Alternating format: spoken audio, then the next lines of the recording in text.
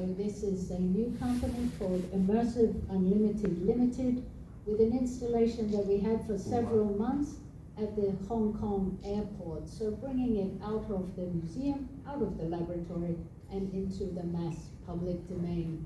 Rich content, deep immersion, and socially engaged systems.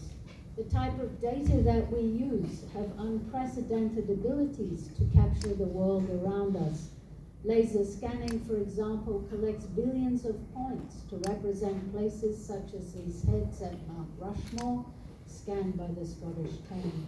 We can create precious objects in 3D and peer inside to see what was previously unseen. And we can also capture art in a way that allows us to zoom into the tiniest brushstroke and reveal more than the naked eye can see. And here you are looking at a painting from Switzerland. It's the Battle of Confederation, so it's a big Swiss battle against the Burgundian army. And here we digitize this canvas at 1.6 trillion pixels. It's double the size of the largest digital object ever created in the world to date. We use a lot of machine learning as well, and this is photogrammetry of Nefertari's tomb in Egypt, where only one cameraman, one day, one camera, and he was collecting 4,000 photographs, and we were able to make these very high-resolution navigable models. We have robotics for super high fidelity, photogrammetry, and we're also working a lot with intangible cultural heritage, various forms of motion capture and motion over time analytics. These are South Chinese Kung Fu masters in the Hakka traditions. So we've done a series of works, I'm pleased to say, throughout India over the years. Place Humpy, originally commissioned for France, India, here in 2006, is now a museum in Karnataka, about 20 kilometers from the site itself at Vijayanagar, in the township of JSW. And this exhibition celebrates the archaeological and cultural imaginary of this site. We had a small work which is still installed in Nagaur in Rajasthan from 2008. We took our dome, which at the time was the highest resolution full dome, to the CSMVS in Mumbai, celebrating Mumbai's architectural heritage, and open to all. It gave new perspectives on the many spaces, wonderful heritage spaces throughout Mumbai. We have completed with the National Museum of Australia a full dome work for the songlines of the Seven Sisters. You can see here some of the artworks that were produced that ended up in our full dome system.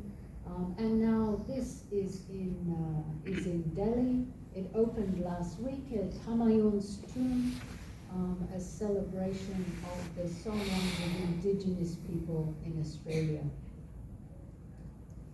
So we will also bring this work. It was in Osaka at the World Expo. 800,000 people used it as an investigation and prediction of science in 5, 10, and 25 years, with over 3 million stories and images crafted by participants according to their own choices.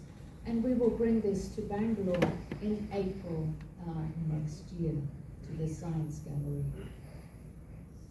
So I wanted to briefly focus here on a topic of Buddhist heritage.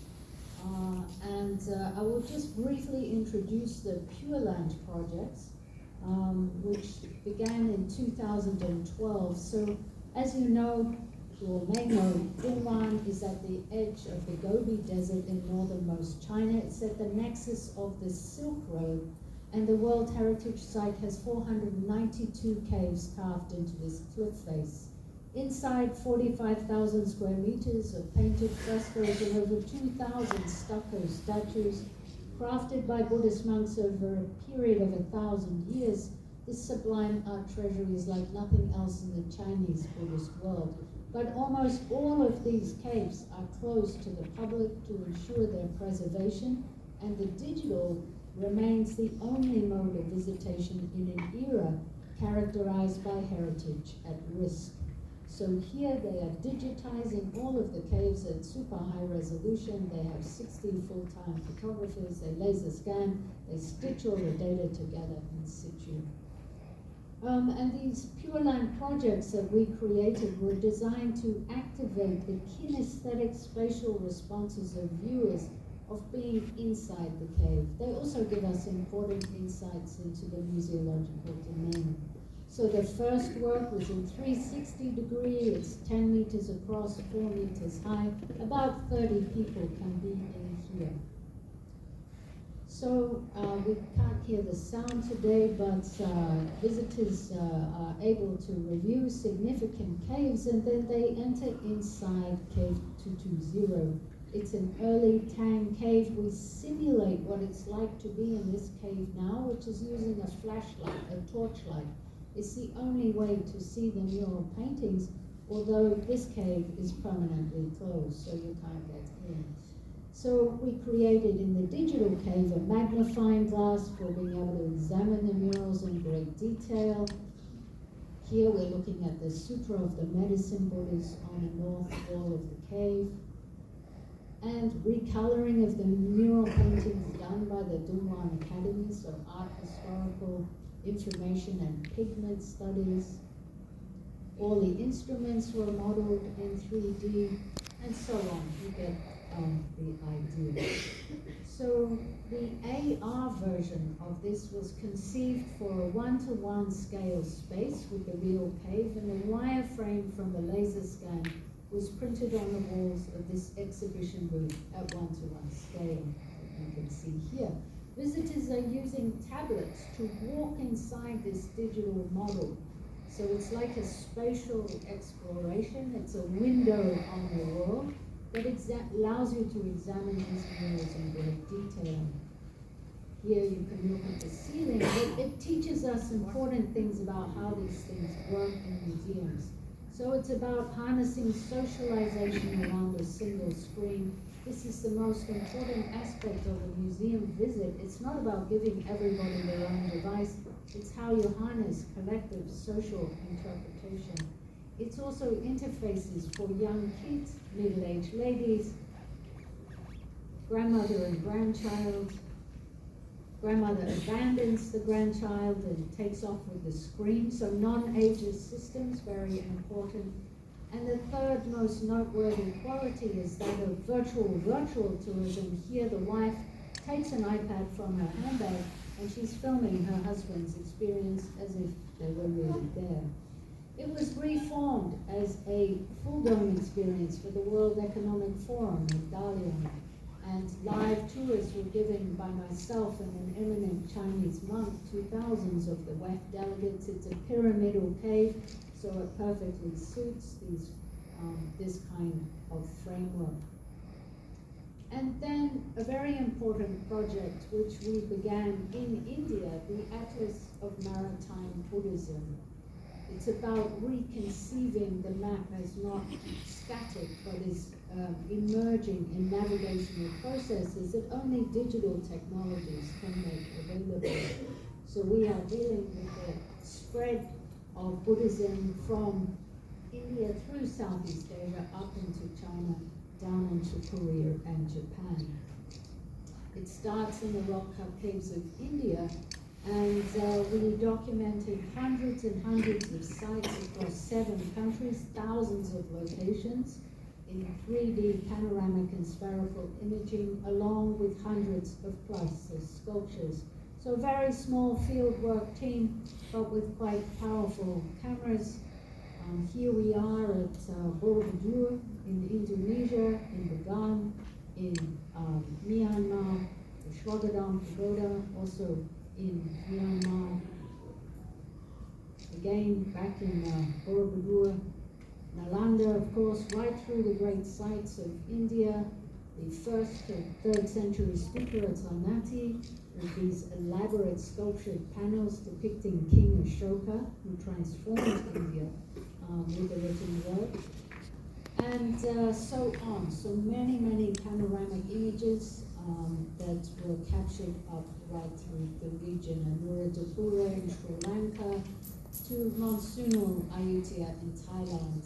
So it was a monumental field work trip, and gives us very high resolution materials. Of course, you are here at Ajanta, images that you would know well. We also capture contemporary religious practices, so here in Bihar, big Buddhist pilgrimage, and audio recordings and the sonics for supplementing the photographic materials. And photogrammetry, a really vital component here. Jayavarman VII from Angkor at the National Museum of Cambodia. This is an Avalokiteshvara from the really a national treasure at the National Museum of Sri Lanka in Colombo. And from India, some of these very seminal sculptures, Avalokiteshvara from Nalanda, the crown Buddha and the preaching Buddha from Sama. So these all became a big permanent exhibition at Phogwan Shan Monastery. It's already had 8 million visitors in its first 5 years.